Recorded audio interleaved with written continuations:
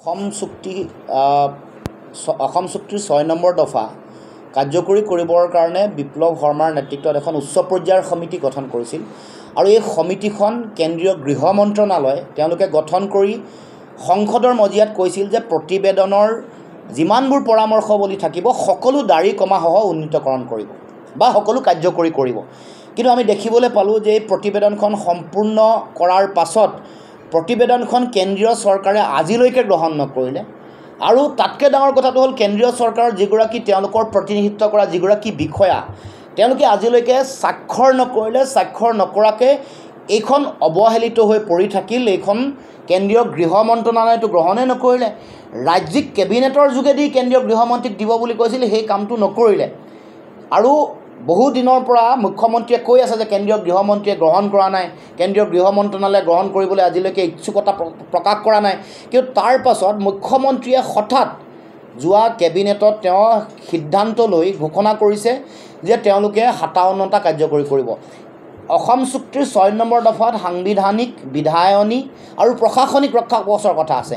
বিধায়নী আৰু প্ৰশাসনিক ৰক্ষা কৱচ দুয়োটা ৰাজ্য চৰকাৰে দিব পৰা বিষয়, কিন্তু মূল কথাটো হ'ল যে এই প্ৰতিবেদনখনৰ ন্যায়িক, চৰকাৰী, সাংবিধানিক স্বীকৃতি আৰু মৰ্যাদা পাবলৈ হ'লে কেন্দ্ৰীয় চৰকাৰে গ্ৰহণ কৰিব লাগিব। অসম চুক্তি ত্ৰিপাক্ষিক এখন চুক্তি। অসম চুক্তিৰ নডেল মিনিষ্ট্ৰী হৈ গ'ল কেন্দ্ৰীয় গৃহ মন্ত্ৰণালয়। কেন্দ্ৰীয় গৃহ মন্ত্ৰণালয়ে গঠন কৰি দিয়া এখন কমিটিৰ প্ৰতিবেদন ৰাজ্য চৰকাৰে কাৰ্যকৰী কৰিব পাৰিব যেতিয়া কেন্দ্ৰীয় চৰকাৰে এখন গ্ৰহণ কৰিব। কেন্দ্ৰীয় চৰকাৰে যেতিয়া নীতি নিৰ্দেশনা দিব, এই গোটেই প্ৰক্ৰিয়াটোৰ লগত কেন্দ্ৰীয় চৰকাৰ, ৰাজ্য চৰকাৰ আৰু সদৌ অসম ছাত্ৰ সন্থা জড়িত হৈ আছে। সকলোৱে এই চুক্তিত স্বাক্ষৰ কৰিছে। বিভিন্ন সময়ত চলি থকা ত্ৰিপাক্ষিক আলোচনা, বিষয়া পৰ্যায়ৰ আলোচনা, সকলোতে তিনিটা পক্ষৰ উপস্থিতি দৰকাৰ।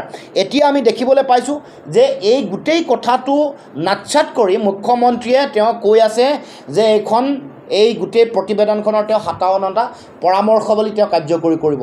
আমাৰ প্ৰশ্ন হ'ল যে অতদিনে এইখন তেওঁ দিল্লীত তেওঁ জমা দিব পৰা নাই, গৃহমন্ত্ৰীৰ হাতত অৰ্পণ কৰিব পৰা নাই। এতিয়া নকৰাৰ পিছত এতিয়া এইখন তেওঁ কাৰ্যকৰী কেনেকৈ কৰিব পাৰিব? এইটো এটা গোকাত মিছা কথা, ভুৱা প্ৰচাৰ আৰু এইটোৰ যোগেদি ২৬ৰ ৰাজনৈতিক বৈতৰণি পাৰ হ'ব খুজিছে। কাৰণ এই গোটেই সাংবিধানিক ৰক্ষা কৱচৰ মূল আধাৰটোৱেই হ'ল অসমীয়া মানুহৰ সংৰক্ষণ, অসমীয়াৰ সংজ্ঞাৰ ওপৰত ভিত্তি কৰি সাংবিধানিক সংৰক্ষণৰ ব্যৱস্থা ইয়াত উল্লেখ কৰিছে, বা চাকৰি বাকৰিত সংৰক্ষণ বা আন সকলো ধৰণৰ কথা অসমীয়া মানুহৰ সংজ্ঞাৰ ওপৰত ভিত্তি কৰি হ'ব। অসমীয়া মানুহৰ সংজ্ঞা 1951 চনৰ ওপৰত ভিত্তি কৰি, যদি 1951 চনৰ ওপৰত ভিত্তি কৰিয়েই অসমীয়া মানুহৰ সংজ্ঞা হৈছে, তেতিয়াহ'লে এই গোটেই কথাটো দিল্লীয়ে বা কেন্দ্ৰীয় মন্ত্ৰণালয়ে তেওঁলোকে স্বীকৃতি দিলে নে নাই দিয়া? যদি তেওঁলোকে স্বীকৃতি নাই দিয়া, এই কামবোৰ কেনেকৈ কাৰ্যকৰী কৰিব? গতিকে এই কথা বতৰাবোৰ নজনাকৈ, এই গোটেই কথা বতৰাবোৰ মানুহক আন্ধাৰত ৰাখি মুখ্যমন্ত্ৰীয়ে যিটো কথা ক'ব খুজিছে, এইটো এটা ৰাইজক বিভ্ৰান্ত কৰিব খুজিছে, বিপথে পৰিচালিত কৰিব খুজিছে। যিবোৰ কথা বিভিন্ন কাম ৰাজ্য চৰকাৰে কৰিব পাৰে, এতিয়া চাকৰি বাকৰিত সংৰক্ষণ, ৰাজ্য চৰকাৰৰ চাকৰি আৰু ব্যক্তিগত খণ্ডৰ চাকৰিত সংৰক্ষণ কৰিব পাৰে, কিন্তু সেইবোৰ অসম চুক্তিৰ ৬ নম্বৰ দফাত দিয়া পৰামৰ্শৱলী মতে নহয়। এইবোৰ নিজৰ তেওঁলোকৰ অধিকাৰত তেওঁলোকে কৰিব পাৰে। যদিহে তেওঁলোকক কৰিবলৈ ইচ্ছা আছে, তেতিয়াহ'লে এখন অন্ধ্ৰপ্ৰদেশৰ চৰকাৰে যেনেকৈ বিল মুভ কৰিছিল, এখন বিল আনি তেওঁলোকে সংৰক্ষণৰ কাৰণে বিশেষ ব্যৱস্থা কৰিছিল, অসম চৰকাৰে কিয় নকৰে? পপুলেশ্যন পলিচি ইণ্ট্ৰডিউচ কৰিব পৰা নাই, আন কথাবোৰ তেওঁলোকে ইমপ্লিমেণ্ট কৰিব পৰা নাই। নকৰি তেওঁলোকে কেৱল মাত্ৰ এইখনৰ অচিলা লৈ, এইখনক দেখুৱাই তেওঁলোকে মানুহক বিভ্ৰান্ত কৰিবৰ কাৰণে, মানুহৰ পৰা ভোট ল'বৰ কাৰণে চিন্তা চৰ্চা কৰিছে। আমি এই মূল যিটো বিষয় হ'ল স্থানীয় নিকায়, বিধানসভা আৰু লোকসভাত আসন সংৰক্ষণ, অসমীয়া ভাষাৰ চৰকাৰী স্বীকৃতি সদায় থাকিব লাগে। সেইটোৰ কাৰণে সাংবিধানিকভাৱে কেন্দ্ৰীয় চৰকাৰৰ স্বীকৃতি লাগিব। উচ্চ সদন গঠন কৰি দিয়া, এনেকুৱা ধৰণৰ বিভিন্ন কথা, ৬ জনগোষ্ঠী জনজাতিকৰণৰ বিষয়, সকলো কথা কেন্দ্ৰীয় চৰকাৰে অনুমোদন নিদিলে কেতিয়াও এইবোৰ সম্ভৱ নহয়। গতিকে এইবোৰ মৌলিক বিষয়বোৰক আঁতৰি আন যিবোৰ কথা ইতিমধ্যে আৰম্ভ হৈছিল, আমাৰ মাটিৰ ওপৰত অধিকাৰ বা আন যিবোৰ কথা বতৰা, এই চাকৰি বাকৰি সংৰক্ষণ, এতিয়া কেন্দ্ৰীয় চৰকাৰৰ অৰ্ধকেন্দ্ৰীয় চাকৰি বা ৰাজহুৱা খণ্ডৰ চাকৰিসমূহৰ সংৰক্ষণৰ কাৰণেও কেন্দ্ৰীয় চৰকাৰৰ গৃহ মন্ত্ৰণালয়ৰ অনুমোদনৰ দৰকাৰ। গতিকে এই কথা বতৰাবোৰ বিচাৰ বিশ্লেষণ নকৰি মানুহক, সাধাৰণ জনগণক বিভ্ৰান্ত কৰিবৰ কাৰণে এই ধৰণৰ কথা বতৰা উল্লেখ কৰিছে। গতিকে আমাৰ আহ্বান, প্ৰথমে এইখন প্ৰতিবেদন কেন্দ্ৰীয় গৃহমন্ত্ৰীৰ হাতত অৰ্পণ কৰক। কেন্দ্ৰীয় গৃহমন্ত্ৰীয়ে নিযুক্তি দিয়া যিগৰাকী বিষয়া তেওঁৰ স্বাক্ষৰ লৈ এইখন কেন্দ্ৰীয় গৃহমন্ত্ৰীৰ লগত অৰ্পণ কৰাৰ পাছত কেন্দ্ৰীয় গৃহ মন্ত্ৰণালয়ে দিয়া নিৰ্দেশনা মৰ্মে মুখ্যমন্ত্ৰীয়ে কনভিন্স কৰক।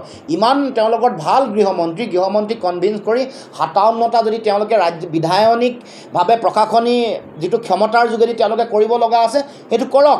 সাংবিধানিক কামটো কেন্দ্ৰীয় চৰকাৰে টাইম ফ্ৰেমৰ মাজেৰে কৰিব। কিন্তু এইটো যেতিয়ালৈকে সাংবিধানিক স্বীকৃতি যেতিয়ালৈকে নাপাব, কেন্দ্ৰীয় চৰকাৰ গৃহমন্ত্ৰী যিহেতু নডেল মিনিষ্ট্ৰী হয়, তেওঁলোকে যেতিয়ালৈকে এই গোটেই কথাটো তেওঁলোকে আগবঢ়াবৰ কাৰণে তেওঁলোকৰ সহযোগিতা তেওঁলোকৰ পৰা কোনো ধৰণৰ মানে তেওঁলোকৰ গ্ৰীণ ছিগনেল নাপাব, তেতিয়ালৈকে এই কথা বতৰাবোৰ এটা ভীমৰ মানে বচন আওৰাৰ নিচিনা। তেওঁ যে কৈ থাকে যে আমি এই যিখন 6 নম্বৰ দফাৰ পৰামৰ্শৱলী যিখন প্ৰতিবেদন তাতকৈ ওপৰত কাম কৰিছোঁ।